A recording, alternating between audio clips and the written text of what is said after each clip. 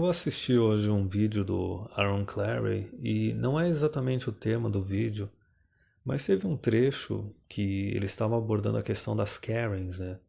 Karen é aquela mulher post-wall que, independente dela ter tido filhos ou não, ter se casado ou não, geralmente a Karen ela é uma casada que teve filhos e que tem um marido capacho que deixa ela fazer tudo o que ela quer fazer. Só que em alguns casos a Karen ela só precisa ser uma post-wall. Ela pode, numa dessas, não ter filho, não ter marido, mas ela tem, sei lá, talvez um cargo público que mantém uma vida mansa para ela, ou ela tem um pai que fica agindo como se fosse o capacho eterno dela, e daí a consequência é que a Karen ela é uma pessoa que é eternamente inconveniente.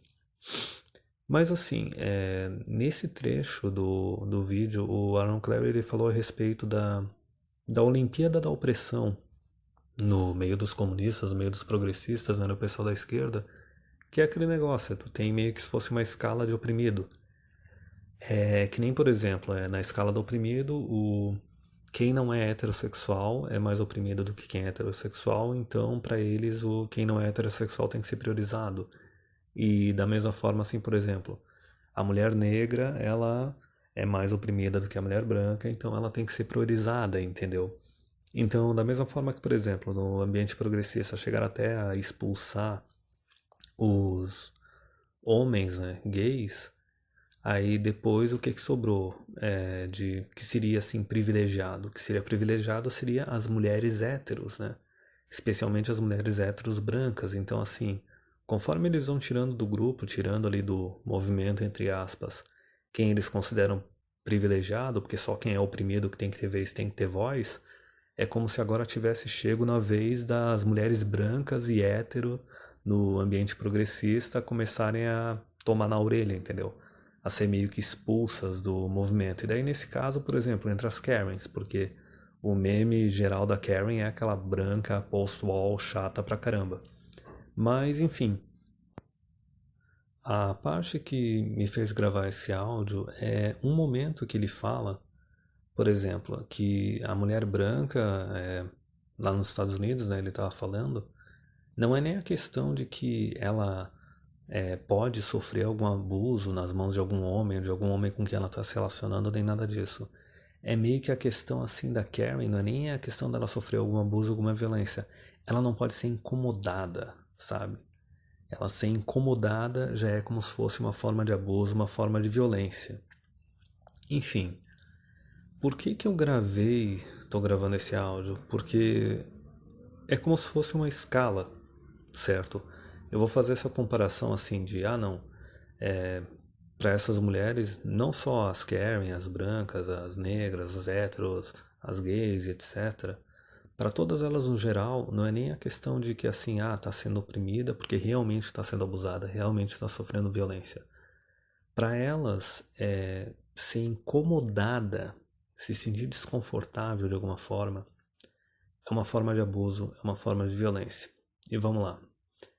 Com o que dá para comparar isso? É só pegar, por exemplo, e comparar com a definição de estupro, o que aconteceu com ela nos últimos 30, 40 anos, certo? Se tu pega originalmente, o que é estupro? Estupro é o cara tomar a mulher à força, certo? Imobilizar ela com ou sem uma arma, ou só com as próprias mãos, e penetrar ela à força, certo? Conforme eles foram expandindo a definição de estupro passou a ser, a mulher achou que o cara estava de camisinha e o cara não estava de camisinha. O cara tava de camisinha, mas a camisinha rasgou e ele continuou penetrando, entendeu? Ou, por exemplo, a mulher ela se arrependeu. Né? Esse é o mais básico do Me Too e do Yes Means Yes.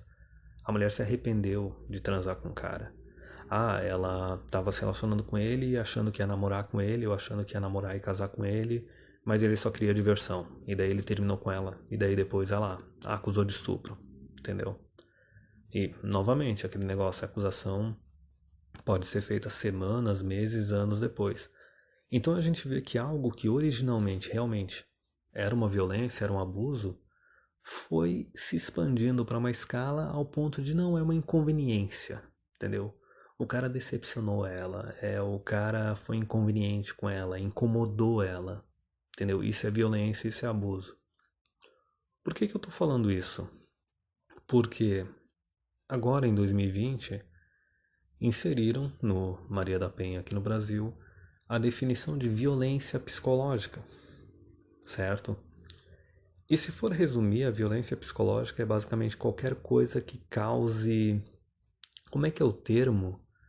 Desconforto emocional na mulher, certo? Qualquer coisa que deixa ela estressada, deixa ela paranoica.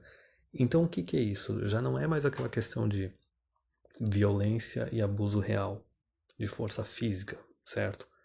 Ou de prender a pessoa num lugar e proibir a pessoa de fazer algo, não. É simplesmente inconveniência, se sentir incomodada. Isso daí já é uma forma de violência, já é uma forma de abuso. Então tu vê como as coisas se conectam, certo? Não aquela parte do meme, era só uma introdução, porque eu acho interessante o pessoal saber qual é o negócio do meme da Karen. Mas é importante saber isso daí também da Olimpíada da Opressão no meio dos ambientes progressistas, no meio dos ambientes feministas, porque se tu conhece como é que é essa hierarquia, tu sabe qual vai ser a próxima pessoa nesse grupo que vai tomar paulada, certo? Porque, por exemplo, primeiro quem tomou paulada, quem era considerado menos oprimido lá, eram os gays, os homens gays, certo? Aí, depois disso, quem veio tomar paulada foram as mulheres hétero, mulher hétero branca. Tanto que essas mulheres héteros brancas, elas viraram as TERFs, né, aquelas feministas mais radicais que começam a falar que não, só mulher biológica é mulher. E elas também compraram briga com as mulheres trans.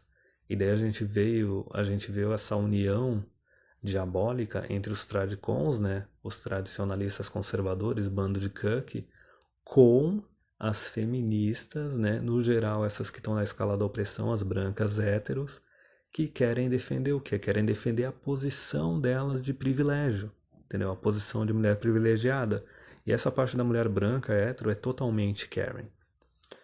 Mas enfim, o que tinha que tocar é essa questão assim de que para elas dizerem, não importa se é na parte assim da definição de estupro, na definição de violência doméstica, no geral, todas as mulheres, o que elas fizeram nos últimos anos, nas últimas décadas, foi é a Olimpíada da Opressão.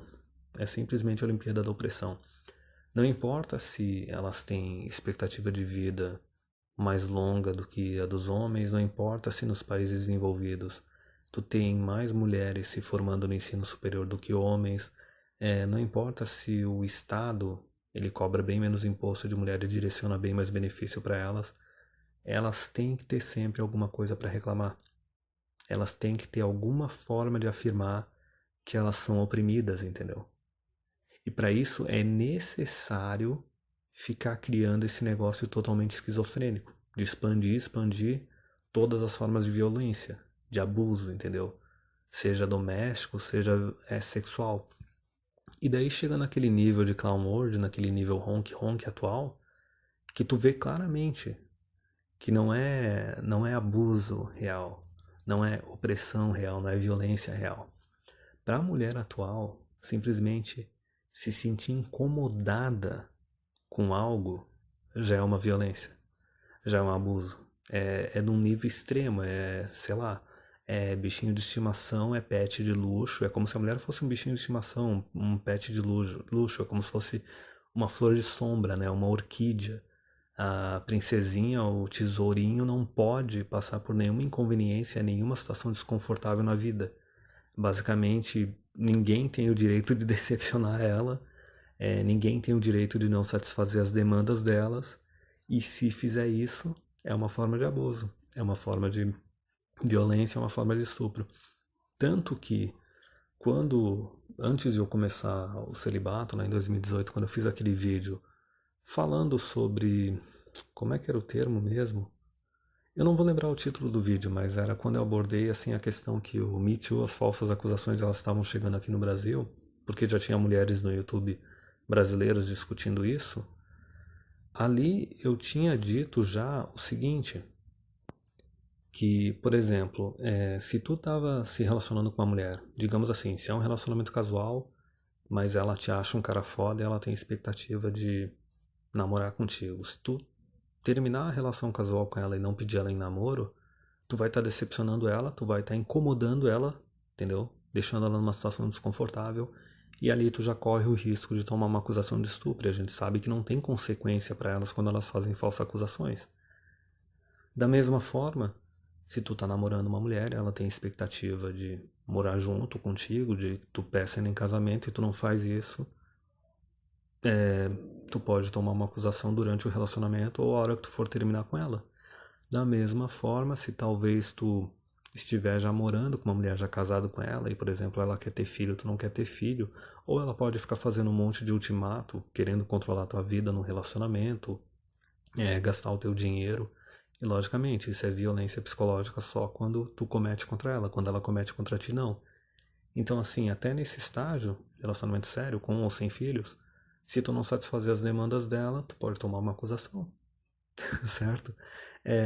Ou até mesmo se tu se separar dela, se divorciar porque tu tá insatisfeito, tu pode tomar uma acusação. E tu vê o que é esse leque, né? Porque esse negócio de violência psicológica é mais uma coisinha para inserir na Maria da Penha, é mais uma arma colocada na mão da mulher. Quer dizer, tu já tinha uma arma do Me Too, da falsa acusação de estupro, que novamente é uma coisa que pode ser utilizada para controlar o homem e pode ser utilizada para punir ele caso ele queira terminar o relacionamento com ela.